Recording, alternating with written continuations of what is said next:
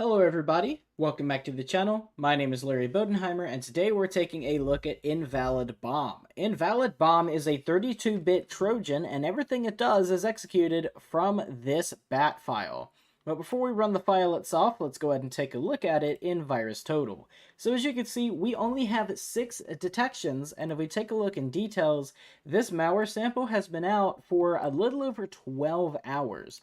Now, the thing with batch files is a lot of AV companies don't actually scan them, and if they do, it's really difficult to actually be able to tell that it is loaded with malware unless you have a signature for it already.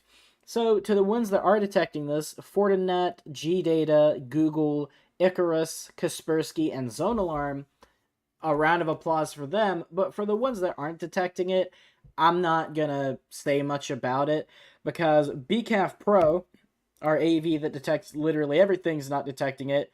Neither is Bitdefender, neither is MZSoft, neither is ESET, neither is Malwarebytes. Literally nothing's detecting it other than these 6 AVs. So again, to the ones that do, good job. To the ones that didn't, I'm not going to hold it against them. If we go to details, here is your MD5, your SHA-1, and your SHA-256, but you don't have to type this but yourself if you want to follow along. These will be in the comment section down below. It is detecting this as a text file for some reason, but I mean, as you can clearly see, that is not the case, so we can just ignore that. First submission, I usually never go with these, or actually, no, that's not the creation time, it is just first submission. So yeah, this is when it was first submitted, we'll call that the creation time. And here are your 2 names. It looks like a random string.bat, maybe off of a malware repository, and Bose18mkt.bat. If we go to relations, it does contact 3 domains. One of these look really weird, but it is off of Dropbox, so probably a temporary account. And then we also have GitLab. We do have 3 contacted IP addresses. One of these does come up with 1 result, and it's out of the United States. It also has 1 execution period, which seems to be from a zip folder with 3 detections. It does drop 61 files, and if we take a look, it's not actually flagging many of these as malicious. It does flag a few, but I thought it said there was 61. Oh, good God, how many are there? 880? I swear that just said 61. Okay, we're not looking through every single one of them, obviously, but only a few of them are showing up. This one has 2 detections, and that is the most detected one. If we go to behavior, again, I don't spend much time on behavior on this channel, but if you want to look for yourself, you're more than able to. We do have 3 high, 6 medium, and 1 low crowdsource sigma rule, and we have 1 low, or actually 1 medium and 1 information crowdsource IDS role. And if we go to community, we can see who's been here already. Thor, Petic, and Jaffa. No idea why Thor has 3 posts here, but okay. Do with that as you will. I'm going to put that on detection, and we'll take a look at the tools we're going to be using to analyze this today. So we have Process Hacker. I'll go ahead and get that ready to analyze the malware. Wireshark, which I'll go ahead and put on Ethernet 0. Zooey, and Process Monitor, which I'll go ahead and clear because there's 12 main events. Last but not least, we could look at the properties, but we're not going to see much because it is just a bat file. It is going to say the attribute is A, but it's not really going to say anything about, like, you know, the details we'd see in an executable file because it's not an executable file, obviously. And last but not least, let's go ahead and pull up Process Hacker and, without any further ado, run the malware. We'll right click and we'll click Run as Administrator. We'll click Run as Administrator. Do you want to allow this app to make changes to your device? Windows Command Processor. Yes, I do. And as soon as we open it, it does pop up command prompt and immediately is doing things with console host and PowerShell. It is trying to open a docx file, which would be for Microsoft Word. However, we don't have Word on this machine, so I'm not going to be able to open that. But it is still doing other things. So what I'm assuming is it is trying to... I don't know what that would be. I guess it could be installing a Word document with an infected macro maybe, but in 2024 I kind of doubt it. We do also have Python running in the background, so it is running a Python script. As you can see, it did open Microsoft Edge, so it's most likely going to be going through Edge and seeing what delicious, delicious information you have on there. The Python program did just kill its own process, and command.exe and conhost.exe is still running. But if we keep an eye on it, it doesn't look like it's actually using much or any of the CPU. It's obviously going to be using memory because it's resident in memory, it is still active, but it doesn't look like it's using the CPU for anything, which means most likely what it was intended to do has actually already been completed. So we're going to go ahead and go into Wireshark. We have 61,000 packets, so we'll go ahead and stop really quick. We'll save it as 1, and we'll start a new one just in case these two usual suspects do anything suspicious. And we're going to shove this into Zooey. We're going to import data. We're going to go to Documents, double-click 1.pcap, and then while it's processing that, we're going to go into Process Monitor. We're going to do 2 filters here. So we're going to do operation is create file, and process name is bose18mkt.bat. So go ahead and add that. We'll click apply. It might take a few seconds, but it should be done fairly quickly. And as you can see, there's not anything really to be seen on here. We're not going to be able to see if it actually did download anything. So the next thing that we're going to have to do is change this from bose18mkt.bat to pythonw.exe, which is what we saw in Process Hacker. Shouldn't take too long. And as you can see, we do have 1,504 events. This is what I saw in testing, so it means that most likely these two have already done what they need to do. Now, if we take a look at pythonw.exe, this is going to be running a lot of Python scripts, so unusually, we're going to be looking at some different things in Process Monitor that we're not too familiar with. Most of these are going to have a .pth or a .pyc because these are extensions for Python, but we are going to be able to ignore most of them. This is usually just them calling other files or possibly importing libraries, so we could skip most of this. We can see that it's accessing SSL, an open SSL config file, but that's not too suspicious on its own, or at least, at the very least, it's not going to tell us too much. So if we keep going, eventually, we're going to see something very nasty. So if we keep going down here past the character set normalizers, past the PyCache, past the sessions and models, past CryptoDome a second time, and we keep going past PNSR1, we do see that it is finally calling some Windows DLLs, and these are the DLLs we'd usually see from other Trojans on the channel that are not using Python. So it looks like maybe we're getting somewhere. We got some more Python stuff to go through. dicts.dat, GenPy, some more DLLs, and it looks like it's accessing the registry. So, not good. We could check really quick and see if it did disable the registry, because that happened in the last video we did. I'm not expecting it to have done so. It probably just changed some registry keys, or added or deleted some. But if we click yes, we can still access registry editor. Okay. Odd. Don't know why it did that twice, but okay. And if we keep going, it looks like we're doing scheduling of some tasks. So perhaps this malware has persistence. We will take a look and see if that is the case. And here we go. So if we move closer to the bottom, it looks like it's doing a screenshot, and it is accessing Microsoft Edge. And if we keep looking, it'll tell us what exactly it's accessing.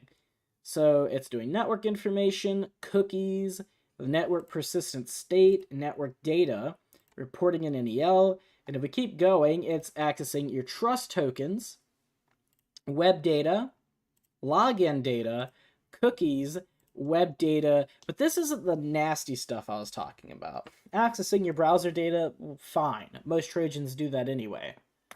And then we've got Mozilla Firefox, and it's going to do more of the same thing. So it's just taking a check to see what browsers you have installed, and then it's running this for all the browsers it detects. It's not like Luma, where it does try to grab the files of every browser that it knows of. And we're doing another check for web data and login data in Edge again for some reason. And here we go. So this is the nasty part. So if we go down here, it looks like we are in the temp directory, public application, and then 4 random letters. And we got cookies. Then we got password.txt. Then we got credit card.txt. And then we got token service.txt. Now, if we try to go to any of these, it does say success instead of name not found in result. However, if we try to go to any of these, they're not actually there. So what it did was, it made these text files, and it imported and put in all the data there that it could find, sent it to a C2, and then deleted that file so you didn't know that it ever did anything like that. They've got a tkqc.txt. I'm not entirely sure what that would be. Immediately ticket query comes to mind, but that wouldn't make much sense. Screenshot.png, I mean, we can look, but I doubt there's going to be anything there. Unfortunately, there is not, so we can't see what that image was.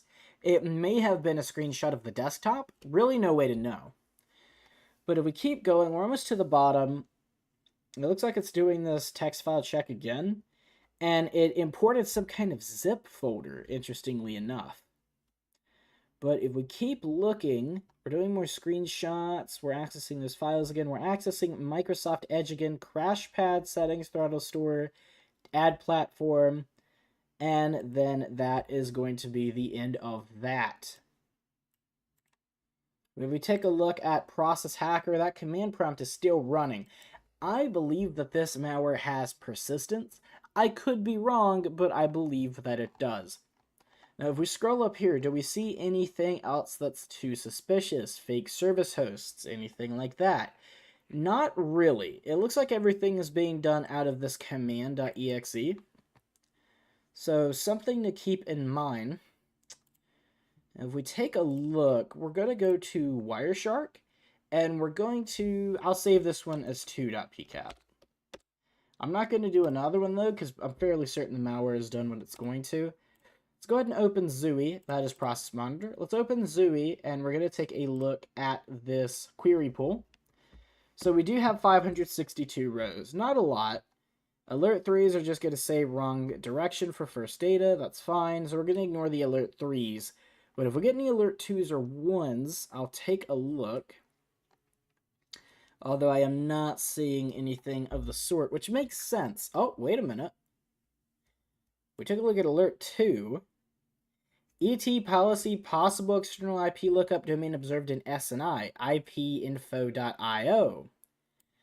Interesting, so it looks like it is doing an IP check. All right. Oh, what the heck do we have here? ET policy Dropbox.com offsite file backup in use. Interesting. Very interesting indeed. How many of those are we going to see? Probably just one. And that does seem to be the case.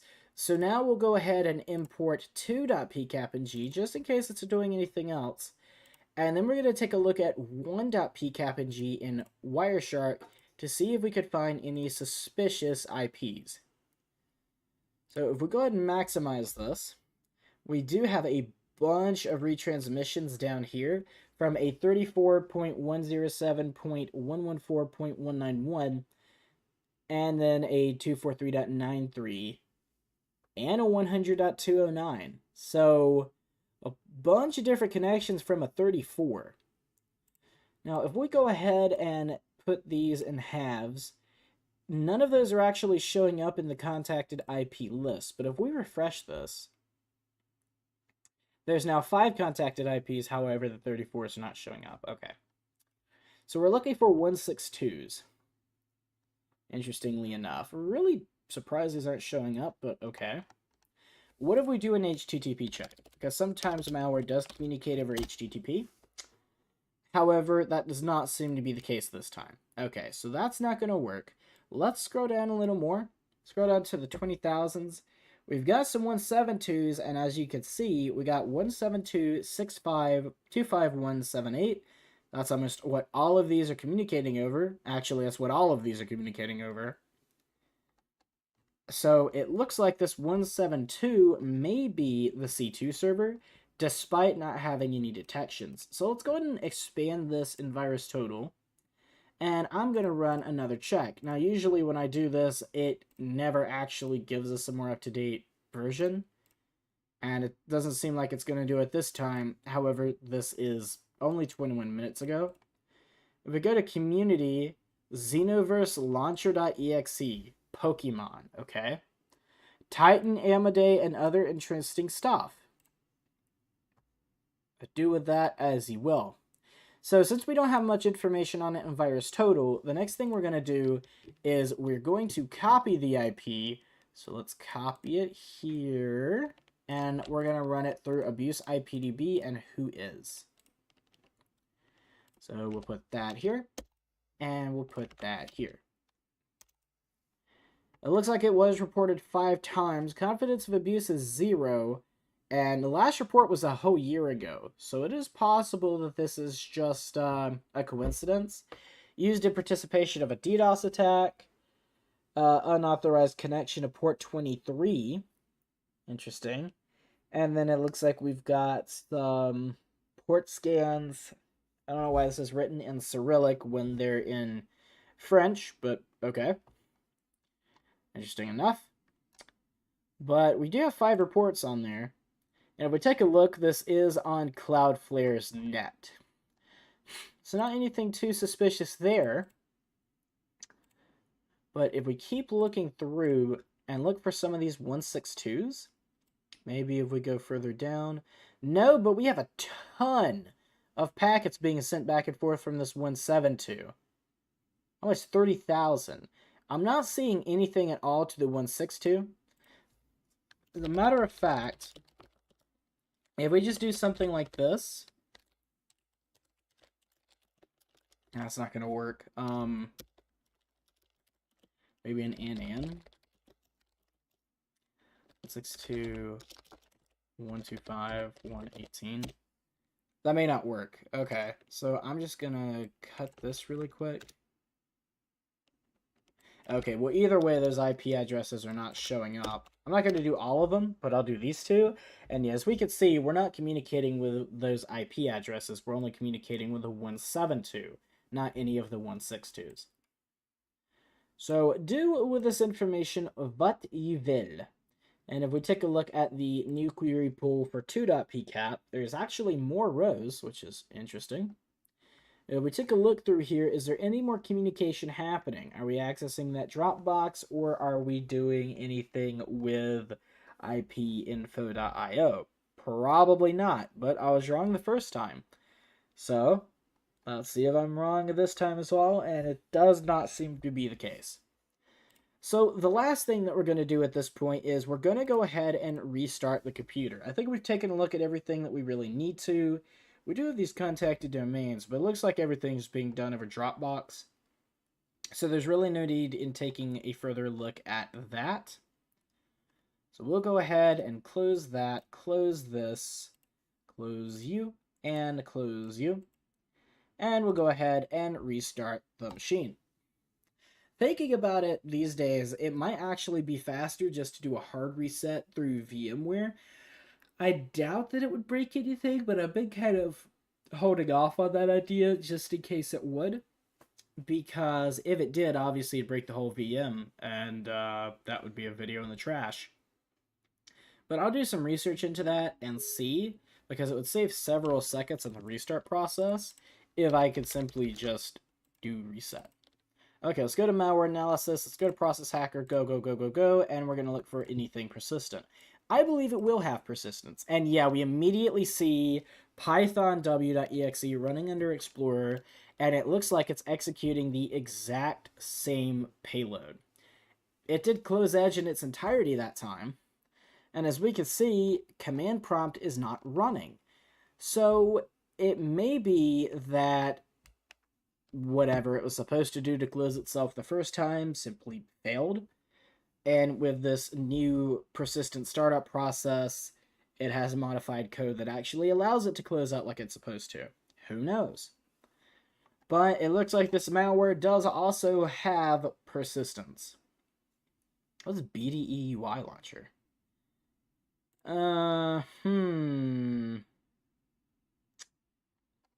Interesting. If we go back to that report on virus total and we take a look, and we take a look at the relations and go to dropped files, there are 880 of these. I don't really want to go through the whole thing. And all of these look like .pys and .html. So there's really no need looking through that. That's probably just a red herring, a file I've not seen before that's part of Windows or part of a program I've installed. But I doubt that had anything to do with it because we didn't see anything like that when we looked through Python script, or not the script, but like the results in Python when we were in process monitors. So I'm going to assume that doesn't have anything to do with it. If I find out otherwise, I will let you guys know in the comments of the video. But that is going to be it for, again, I forget the name of the malware, InvalidBOM. So thank you guys for watching this video. If you guys are new to the channel, please make sure to leave a like and subscribe. And if there's anything I did not do in this video that you want to see in future ones, please leave a comment and let me know. My name is Larry Bodenheimer. You guys have been amazing, and I will see you in the next one.